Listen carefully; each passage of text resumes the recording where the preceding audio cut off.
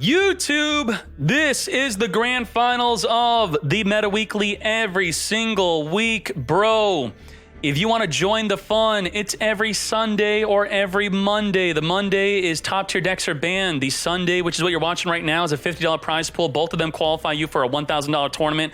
It is a full meta tournament. The best decks, no side deck, best of 3, Sunday 4 p.m. EST, unlimited player cap. Click the join button on YouTube to become a member on YouTube to join these tournaments for free for the entire month. Subscribe on Twitch to join these tournaments for free for an entire month. You got tournaments nonstop every week, and then the big $1,000 tournament is coming with the new cards, the Flawanderies, the Adventurer. It's coming big time. You can come in with me. You're coming with me. Let's go. Fools. There can only be one winner, and you're looking at it. Let's go.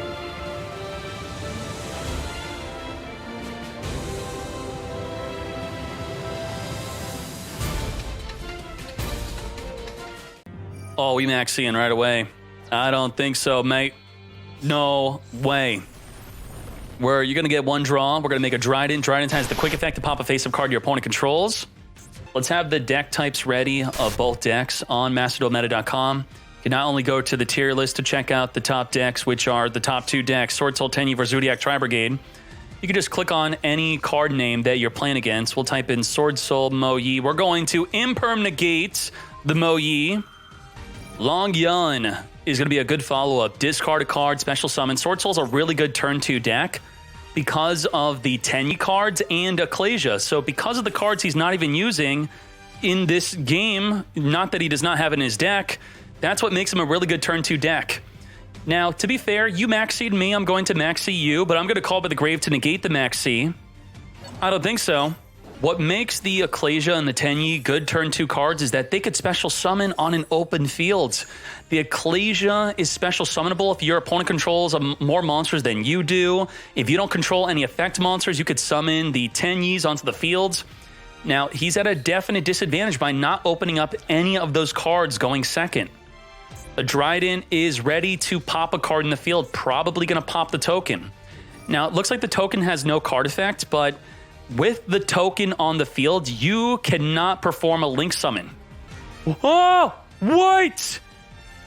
No! He imperm columned his Called by the Grave. I didn't even think that'd be a possibility, so I completely overlooked it trying to analyze the deck type and what else was going on. And his Called by the Grave got negated by imperm. Do not activate spell or traps in the column of the imperm. It's okay. Nerves are high. The stress is high. Focus. Gia, let them know that there's no surrendering. You already did. It's already in the rules. No surrendering. No one surrendered. We're good. Chakanine is here. Chakanine, we could summon a Zodiac from the graveyard. We do have Zodiacs to summon. We're not Chakanine summoning from the grave. We're going to summon a Tiger Mortar. Ram, get equipment onto our Tiger Mortar. We're making a big fat Zeus. We will inflict piercing damage, and also the Ram will protect us from being negated by an impermanence. Smashing the Mo Yi. Zeus is going to be able to wipe up the entire field without destroying it. It will send it to the grave. If we force out the Zeus, if we have Incredible Ecclesia, what we could do with the Taya, he could Zeus right now, then we could follow up Ecclesia or follow up Tenyi. So the Long Yun's actually blocking our Tenyi plays, and the Zeus could help free it up. He's going to allow him to Taya banish from the graveyard to summon a token onto the field. Call by the Grave? That's a different Swordsoul, mate. Oh, we're just going to banish Long Yun. And then we're going to Droplet send the Call by the Grave to keep the Zeus on the fields with max materials. We're not going to Zeus wipe.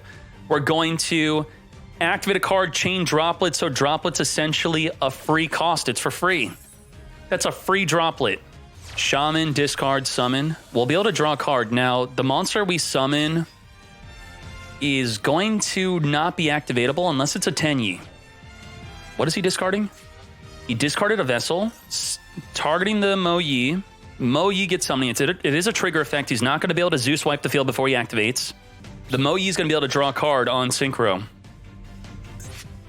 He's Zeusing. He is Zeusing. Despite the Shaman making it so the extra deck monster cannot activate, he does not want him to draw with the Moyi. He also doesn't want him to summon a Berserker. Kit send for Almirage. Kit send Nerval. Nerval search for Karass. Let's have that full play up on the screen. He does not need to. Almirage has got plenty of materials in the graveyard. He's going to summon the Rugal. Rugal and Kit could go right into an Access Code Talker. And that's 5,300 damage for game right there. That's a GG no re. Now, it was definitely unfortunate for using the Call by the Grave in the Imperm column. Probably had a big outcome on this duel, but don't worry about it. Just look forward. Don't put yourself on tilt. Focus. You got to the grand finals because you are top tier and you know it. There's no side deck. It's best of 3. If you lose game 1, you get to choose to go first or second for game 2. We know you're going to want to go first. Let's do this. Check this out. Winning game number 1. Swordsoul is normally going to be ending on an Omni Negate Baron to floor and a Monster Negate with Grandmaster. Can he do better than that, though? They could also be summoning a Protoss. Protoss could lock your opponent out of an attribute. You could declare Dark, and then your opponent's not going to be able to Anaconda DPE, nor Omen into Access Code Talker. None of that will be possible if he's able to do that. But if he activates the Emergence is the main way to search for the Protoss when you have a Synchro on the field. So if they activate Emergence early, maybe they hard drew into their Protoss, or you could just more likely just expect it to not be a card they're going to be summoning. But instead, we have the Chang Ying, which is going to be indestructible by card effect. Very good when paired up with a Blackout, which I would expect if they make Chang Ying instead of Baron to floor. The Blackout can target your worm, it destroys it, but the Chang Ying does not get destroyed by card effect. And when a card is banished from either player's field or graveyard or anywhere, the Chang Ying is going to activate to banish a card your opponent controls and a card in their graveyard without targeting. So if you Blackout, destroy your own Chang Ying, it protects itself by banishing, which triggers its other effect to banish a card on the field in the grave. Now, by normal summoning a Zodiac, he's going to be able to play around the Blackout, which needs 2 cards on the field to destroy. Borbo swing into Chang Ying for 4,000 damage to summon a Zeus. This is where he could Grandmaster negate the ability to direct attack. And then now he has to choose. Is it worth activating the Chang Ying to banish the Borbo? Now, the Chang Ying can only activate if there is a card in the graveyard also to banish. There's nothing in the graveyard to banish. So we cannot even do that. Chang Ying in defense, giving him the opportunity to get swinging. Nothing in the GY. Gave him this option. If he were in attack position, he would not be able to do this. He's now going to get Zeused. He's got no way to stop the Zeus. Had he had Chang Ying in attack position, it could have played around Borbo. Oof. 2,700 life after self-inflicting 4,100 damage. He will be able to Zeus the field, completely outplaying the Chang Ying Grandmaster into... Wait, bro, what are you doing? You can't do that. That doesn't work. It don't work. It doesn't work. Okay, he's activating the Crossout Designator, which is a very good card to trigger your own Chang Ying. Trigger the Chang Ying, but Chang Ying will only be triggerable if there's a card in your opponent's graveyard, which there's no cards in the graveyard. There wasn't a card in the graveyard, and there still isn't. Zeus, wipe the field. It is unfortunate. This could have been stopped, but that's okay. The graveyard is fuel for a Tri-Brigade player. He's got a ton of cards in the graveyard. He does have a card in the hand to discard to summon the Karass, discard Nerval, and now he's got plays. Big plays. Zeus with the Zodiacs is incredibly efficient at dismantling a field. Bear Brum is here. Now, it's important to note the Bear Brum. Bear Brum has a confliction with the Anaconda DPE. Bear Brum doesn't want you to summon DPE. We hard drew into Fusion Destiny. Great. If you get Bear Brum into the graveyard to search for Revolt, for the rest of the turn, you cannot summon anything besides Tri-Brigades. But we're going to DPE first, then we're going to Bear Brum search for the Revolt. Outplayed opening the Fusion Destiny. All right. DPE, pop the Bear Brum. Now the Bear Brum will be searching. So as long as the DPE is on the field, he cannot make a Shuraig Omen, which is very easily dealt with by just activating the DPE to pop. We got Monka Tenyi not committing to a normal summon yet. We have triple disruption. We got DPE, non-targeting banish, and Zeus send the whole field to the grave. Waiting on the vessel, very good. Ooh, he passing. I am not using DPE unless I have to. That is his plan. Sending Vishuda, sending Ashuna, adding Ashuna. The Vishuda can now banish itself to return any card in the field back into the hand. The DPE is going to activate, so he cannot activate the Vishuda. The Vishuda requires a non-effect monster on the field in order to activate to return. We still haven't committed to the normal summon. We still haven't been able to activate our Vishuda. If we can get another non-effect monster on the field, which we could do, we can get another monk on the field. Why not? Double monk. We are continually making more Tenyi plays. What would be really good is on top of these Tenyis, he could have an Incredible Ecclesia. Incredible Ecclesia will be able to special summon onto the field. Again, not using up his normal summon. Just get through the disruptions. Now, the problem with summoning that monk is that could be the final monk. Generally, the stats tell me that 88% only play double monk, and he needs a monk on the field to use his Vishuda. He's going to use the Tri-Brigade Revolt. Is going to be non-targeting banish, and that's going to be his second out of 3 disruptions. He still has the Zeus. Bonish. Now, these monks themselves, they're non-threatening. They have no effect, but the Tenyis in the graveyard, Adhara could add a banished card. Vishuda could return a card in the field back to the hand. The Ashuna could summon a monster from the deck. They require a non-effect monster on the field to activate. They cannot activate right now. Now, to get another non-effect monster on the field, what you could do is any of your Swordsoul summon a non-effect token. He's got the Ecclesia. He has an incredible turn 2 hand. It is turn 3, but it is technically turn 2 plays. The Ecclesia into any of the Swordsouls will summon a token on the field using the Vishuda to force out the Divine Arsenal Zeus. Swordsoul Taya is going to force out the Zeus. He has to Zeus. There's no way around it. He has to. He has to wipe the field. No! Why you got Droplet also? That's ridiculous. You're crazy. Come on, man. Negate. Now he doesn't have to Zeus. He still has a normal summon. Come on, Mo Yi. Bro. Oh. If he plays Droplet, he couldn't chain cross out to Droplet because Droplet sent a spell. If Droplet sends a spell, you cannot chain a spell to the Droplet.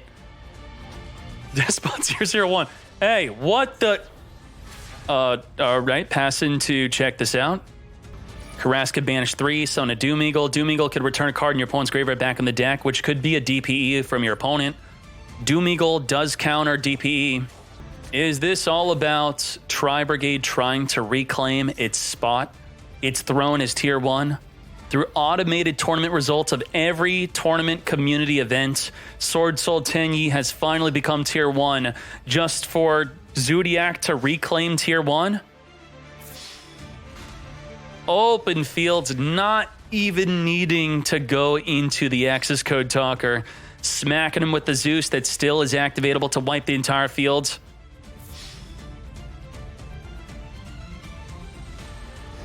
Fool! Check this out. 2-0 victory. Thank you to both of you. Both of you are top tier players. I appreciate both of you. Let's get into the tournament deck list and let's go. Top decks of the Meta Weekly every single week, bro. Top 16 breakdown. Oh my, Swordsoul domination. 6 Swordsoul Tenyi, Zodiac Tri-Brigade Prank Kids right behind it. Prank Kids are going to become top tier in a couple weeks, though I do want to warn you that if you've been waiting out to build Swordsoul Tenyi, that its dominance is not going to come to an end, but there's going to be other decks that are going to be as good and maybe better within a couple weeks because of the Adventurer engine. So I'm just giving you that big warning right now. And the big problem with the Adventure engine with Swordsoul is Swordsoul can't really play the Adventure engine because the biggest downside is to do the whole Adventure engine combo. It states that you cannot activate monster effects on the field the turn you activate this card except special summon monsters. So in other words, if you have a deck that functions off of normal summoning a monster and activating, which is Taya, which is Mo Yi, you're not going to be playing this. And this will be played in decks like Prank Kids, which is going to skyrocket it to tier 1. Starting off from the bottom, we got Jolly Joe with Ad Emancipator. I have to say I'm really enjoying how diverse our torments are. I'm not sure how diverse they're going to be once the Adventure engine comes out. Flawandereeze is coming. We're going to have to see what happens then. So very good. Rocket. Ooh, Despia Punk. So good job, Rocket, with this deck list. 42 card deck. Thomas G with the Swordsoul Tenyi, looking quite standard. I don't see anything too crazy. Moving on, we have Gessis with a Virtual World Punk deck. Virtual World Punk looks to be the way to play the deck, right? Pure Virtual World also very good. Kaio with a standard Tenyi Swordsoul. Got some droplets in there. Lightning Storm, okay. Mountain Dewbert with standard Swordsoul Tenyi. Osh with the Prank Kids. Loving it. DPE Prank Kids are going to have to make room for the Adventure engine that's coming soon. Poison Dart Frog with the Spiral deck. Love it. Moving on. Showmaker with the Swordsoul Tenyi. Standard. R15 with the standard. Or, you know, the Sacred Summit's not really standard. And he's also playing the Zodiac engine instead of the Christian Hulk with an instant fusion into the Magic Key Beast. You what, mate? He's summoning this and you think he's going to make an Hulk, but he instead makes a freaking Chakanine into Borbo and a Zeus. Max K with the Zodiac Tri-Brigade. And Tupac with the Eldritch Zombie World. More Prank Kids. Not playing DPE, the best performing Prank Kid. No DPE, no Anaconda. And then top 4, Justinian with a 60-card Wombo Combo Chaos 60-card deck. Very good. With Swordsoul Tenyi, looking quite standard. Teching in a Vandy Emptiness. And then your number 1 deck, check this out, 100 Zodiac Tri-Brigade DP to the E. And that's it. Thank you very much. Fools.